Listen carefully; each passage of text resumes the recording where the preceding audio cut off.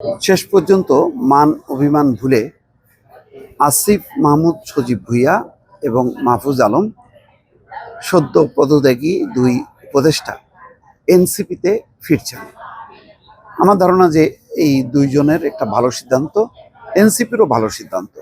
NCP নিঃসন্দেহে একটা আলোচিত এখন দল, তরুণদের দল, এবং এই দলের যত শক্তিশালী হবে আসিফ মাহমুদ সজীব ভুঁইয়া এবং মাহফুজ আলমের যোগদানের মধ্য দিয়ে এটা ভালো করবে।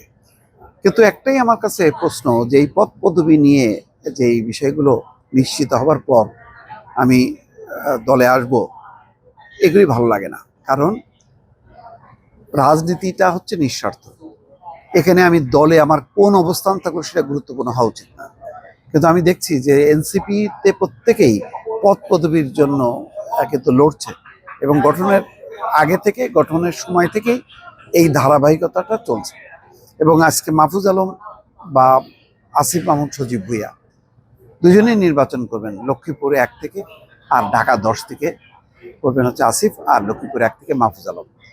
তো তারা আগেই কেন, যেহেতু সরকারি থেকে তারা যথেষ্ট সাপোর্ট করেছে তার দলকে, ফাইন্যান্স জোগাড় করা থেকে শুরু করে অন্যান্য যা যা সাপোর্ট করা সবই করেছে, এটা প্রকাশ্য। এটা তো আর যদি আমরা বলতাম যে এটা উচিত না, মানে সরকারি থেকে দলের সাথে সম্পৃক্ততা, কিন্তু যাই হোক, এটাকে আর সবাই খুব একটা গুরুত্ব দেয়নি। এই কারণে যে এনসিপি প্রতি একটা দায়বদ্ধতা আছে সবারই, যে তরুণদের দল, গণঅভ্যুত্থানের দল, সুতরাং তাদের প্রতি একটা সফট কর্নার আছে বলেই বিতর্কটা খুব চাঙ্গা হয়েও হয়নি শেষ পর্যন্ত। কিন্তু তারা মানে সেই ক্ষমতায় থাকা অবস্থায় তাদের সাথে ফয়সালাটা হলো না। তারা এমন কি পদ পদবি চাইলো যেটা অ্যাকোমোডেট করতে পারলো না এনসিপি। কিন্তু এর মধ্যে দেখলাম যে গণ অধিকার পরিষদ সম্ভবত আশাবাদী হলো, এবং হয়তো সেখানেও আলোচনা চলছে, ফলে গণ অধিকার পরিষদ থেকে তাদেরকে স্বাগত জানানো হলো। কিন্তু হয়তো দুইজন বুঝতে পারছেন, যেহেতু এটা বেইমানি করা হবে, যে এনসিপির সাথে শুরু থেকে এরকম সম্পর্ক সম্পৃক্ততার পর মানে গণ অধিকার পরিষদে চলে গেলে তাদের ক্যারিয়ারের জন্য ভালো হবে না। সেই কারণে তারা এখানে পদ পদবি সহ সবকিছু বিবেচনা করে এখানে আসছে।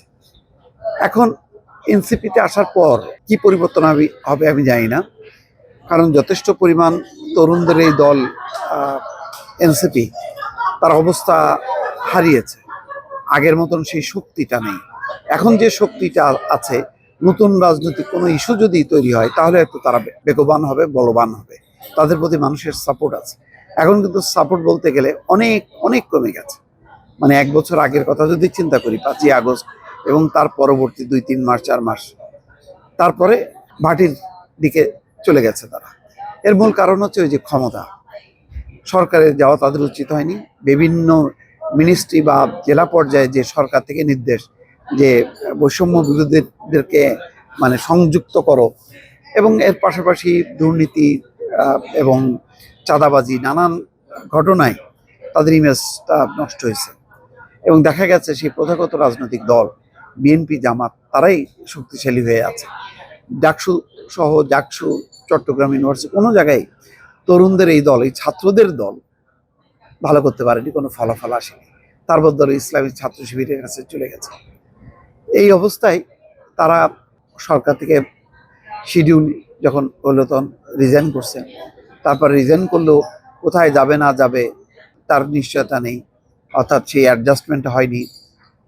স্বতন্ত্র হিসাবে নির্বাচন করবে বলে আসিফ মাহমুদ সজীব ভুঁইয়া ঘোষণা দিয়েছে। এখন তারা হয়তো যাত্রা শুরু করেছে এনসিপির দিকে। হয়তো এনসিপি তাদেরকে বরণ করলে ভালো হবে। আমি মনে করি যে একটু বিতর্ক থাকলেও বা একটু ব্যবধান থাকলেও এই সিদ্ধান্তটা তাদের দুইজনের জন্য ভালো হয়েছে।